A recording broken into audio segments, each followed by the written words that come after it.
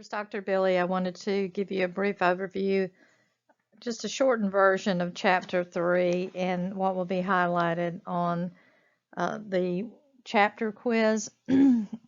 So the stakeholder theory is quite different from Milton Friedman's view of the stakeholder theory, which focuses more on capitalism, and that only stakeholders a company should care about are its shareholders, and thus that's their bottom line. In Friedman's view, as you know, we've talked about in the previous discussion question, that companies are really compelled to make a profit, and that is to satisfy shareholders and to continue to have a positive growth in income.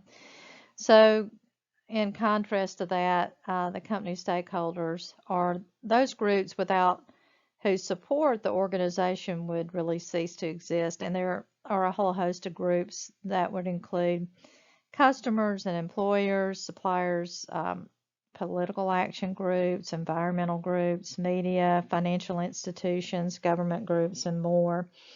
And so it really paints the corporate environment as an ecosystem of related groups, all of whom need to be considered and satisfied to keep the company healthy and successful in the long run.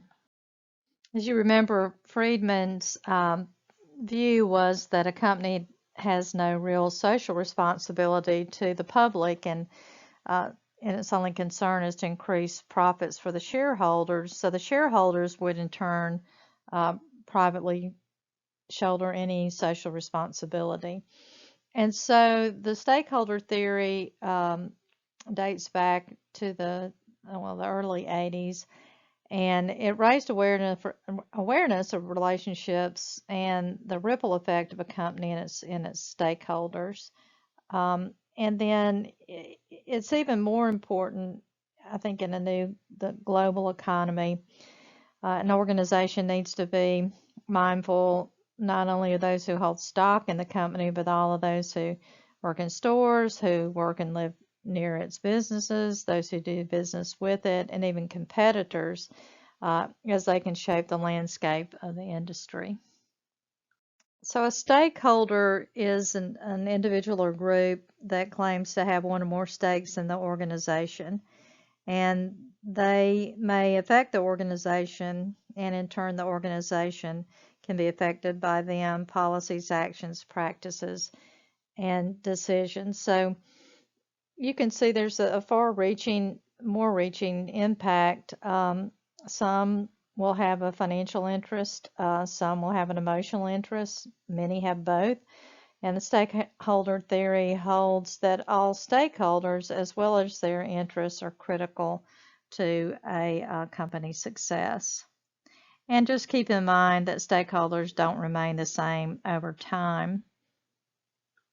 The stakeholder approach extends beyond the traditional production view, that of suppliers and customers as stakeholders, and it reaches beyond the managerial view as well, and warrants a broader conception of the parties involved in the organization's functioning and success.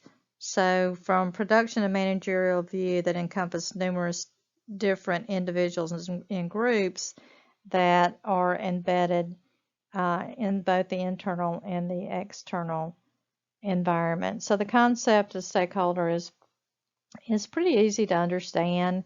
The same considerations that are made with customers and suppliers for quality assurance are now expanded to employees, then beyond that to the local community and other potential stakeholders, and especially when approaching social responsibility. So keep in mind there are primary and secondary stakeholders, and the stakeholder analysis can be defined as a tool an organization can use to clearly identify key stakeholders for a project or other activity, and understand where the stakeholders stand and develop cooperation between stakeholders in the team. And the main objective is to ensure successful outcomes for projects and changes to come. And I'm sure you have touched on this in some of your other courses. So the types include primary, those who are directly affected, either positively or negatively, by an organization's actions, and also the secondary, those who are indirectly affected by an organization's actions, and those can be primary social and primary non-social. And it does involve the natural environment, and it involves even interest groups. Again, those that may have a more of a indirect impact or stake in the firm, but still have a significant impact on the effect it has on organizations. Power really has within itself three dimensions based on coercive on physical resources, based on material or financial resources, and that may be based also on symbolic resources like prestige or esteem or acceptance. Legitimacy really has at its base the individual, organization, or societal level, and implies a desired social good. And examples, an individual who clearly works for the good of others rather than their own self-interest. A societal stakeholder might be someone who is elected to government. Urgency is the degree to which a stakeholder claims for their call for immediate attention. And so all of these things are important to identify not only actual but also the potential power, legitimacy, and urgency. And note that these characteristics, again, they can change over time. So the approaches of stakeholder management view, there's strategic views, the multi-fiduciary views, and synthesis views. So strategic views suppose in an organization some employee impede firm's activity, then in which they will, the way the firm's authority will handle it or how they can get a solution. This process is called strategic, and the characteristics are primary. It has a primary view, authority try to manage any problem, and then authority takes action against or for a stakeholder.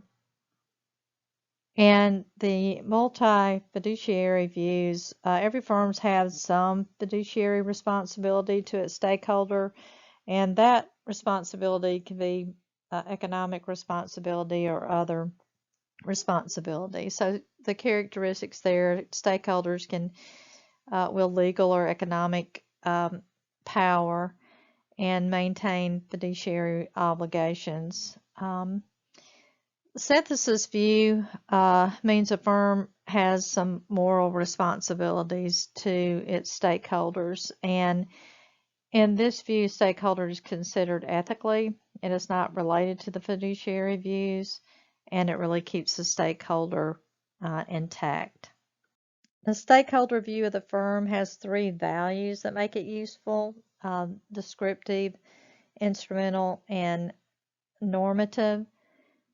And descriptive value, the stakeholder model has value because it is descriptive. It provides language and concepts to effectively describe the corporation or organization. The stakeholder model has a value because it is instrumental, and it's useful in characterizing the relationship between the practice of stakeholder management and the resulting achievement of corporate performance goal. And then the normative value, the stakeholder model has value because it is, from the normative perspective, stakeholders are seen as possessing value, irrespective of their instrumental use to management.